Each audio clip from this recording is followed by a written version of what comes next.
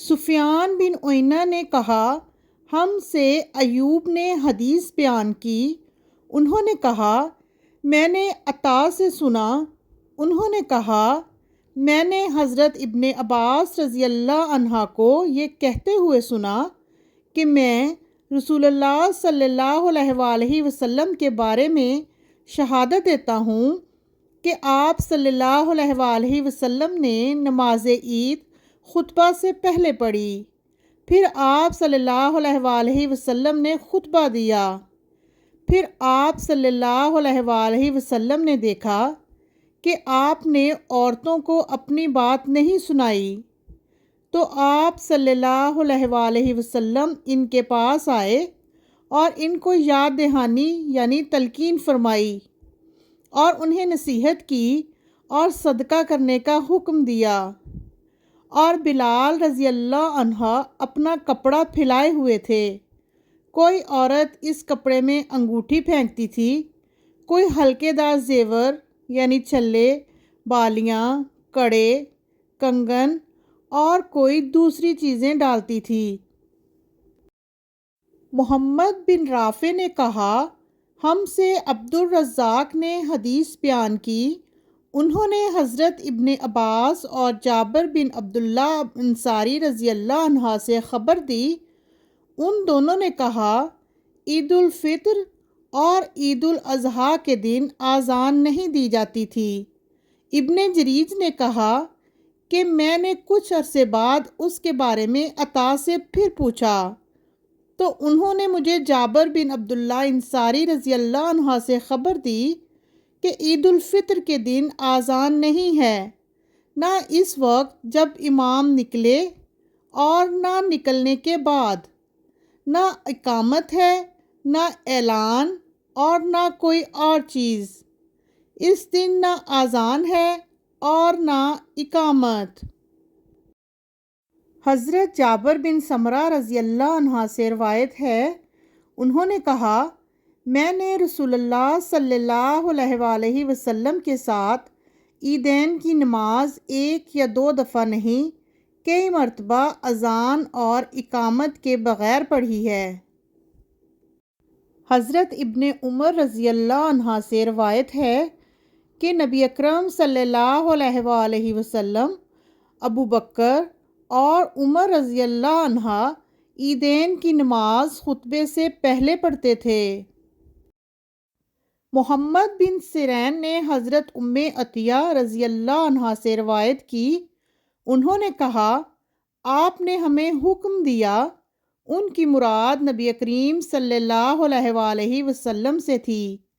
کہ ہم عیدین میں بالغہ اور پردہ نشین عورتوں کو لے جایا کریں، اور آپ صلی اللہ علیہ وآلہ وسلم نے حیض والی عورتوں کو حکم دیا کہ وہ مسلمانوں کی نماز کی جگہ سے ہٹ کر بیٹھیں۔ عاصم احوال نے حفصہ بنت سیرین سے اور انہوں نے حضرت ام عطیہ رضی اللہ عنہا سے روایت کی، انہوں نے کہا ہمیں عیدین میں نکلنے کا حکم دیا جاتا تھا، پردہ نشین اور دوشیزہ کو بھی۔ انہوں نے کہا حیض والی عورتیں بھی نکلیں گی اور لوگوں کے پیچھے رہیں گی اور لوگوں کے ساتھ تکبیر کہیں گی۔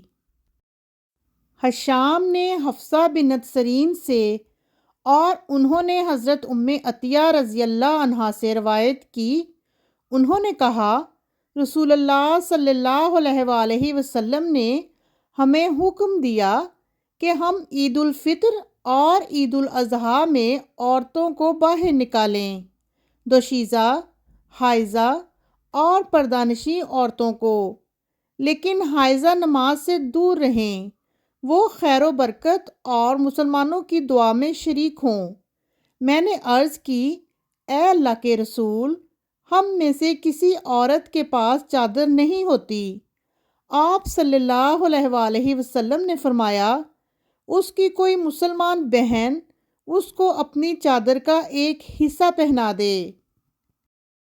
معاذ عنبری نے کہا ہم سے شعبہ نے حدیث بیان کی، انہوں نے عدی سے روایت کی، انہوں نے سعید بن جبیر سے اور انہوں نے حضرت ابن عباس رضی اللہ عنہ سے روایت کی کہ رسول اللہ صلی اللہ علیہ وآلہ وسلم عید الاضحیٰ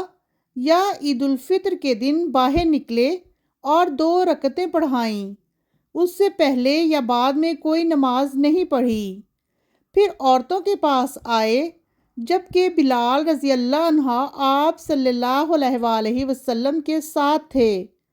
آپ صلی اللہ علیہ وآلہ وسلم نے عورتوں کو صدقے کا حکم دیا تو کوئی عورت اپنی بالیاں بلال رضی اللہ عنہ کے کپڑے میں ڈالتی تھی اور کوئی اپنا لونگ وغیرہ کا خوشبودار ہار ڈالتی تھی۔ ابو اسامہ نے ہشام سے، انہوں نے اپنے والد عروہ سے اور انہوں نے حضرت عائشہ رضی اللہ عنہا سے روایت کی،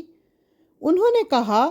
حضرت ابو بکر رضی اللہ عنہ میرے ہاں تشریف لائے جبکہ میرے پاس انصار کی 2 بچیاں تھیں، اور انصار نے جنگ بعث میں جو اشعار ایک دوسرے کے مقابلے میں کہے تھے انہیں گا رہی تھیں۔ کہا وہ کوئی گانے والیاں نہ تھیں۔ حضرت ابو بکر صدیق رضی اللہ عنہ نے انہیں دیکھ کر کہا کیا رسول اللہ صلی اللہ علیہ وآلہ وسلم کے گھر میں شیطان کی آواز بلند ہو رہی ہے؟ اور یہ عید کے دن ہوا تھا۔ اس پر رسول اللہ صلی اللہ علیہ وآلہ وسلم نے فرمایا ابو بکر، ہر قوم کے لیے ایک عید ہے اور یہ ہماری عید ہے۔ یونس نے ابن شہاب سے اور انہوں نے عروہ بن زبیر سے روایت کی، انہوں نے کہا حضرت عائشہ رضی اللہ عنہا نے کہا اللہ کی قسم میں نے رسول اللہ صلی اللہ علیہ وآلہ وسلم کو دیکھا کہ آپ صلی اللہ علیہ وآلہ وسلم میرے حجرے کے دروازے پر کھڑے ہیں اور حبشی اپنے چھوٹے نیزوں کے ساتھ رسول اللہ صلی اللہ علیہ وآلہ وسلم کی مسجد میں کھیل یعنی مشقیں کر رہے ہیں، اور آپ صلی اللہ علیہ وآلہ وسلم مجھے اپنی چادر سے چھپائے ہوئے ہیں تاکہ میں ان کے کرتب دیکھ سکوں۔ پھر آپ صلی اللہ علیہ وآلہ وسلم میری خاطر کھڑے رہے تھے حتیٰ کہ میں ہی ہوں جو واپس پلٹی۔ اندازہ کرو ایک نوعمر لڑکی کا شوق کس قدر ہوگا جو کھیل کی شوقین ہو، یعنی کتنی دیر تک کھڑی رہی ہوگی۔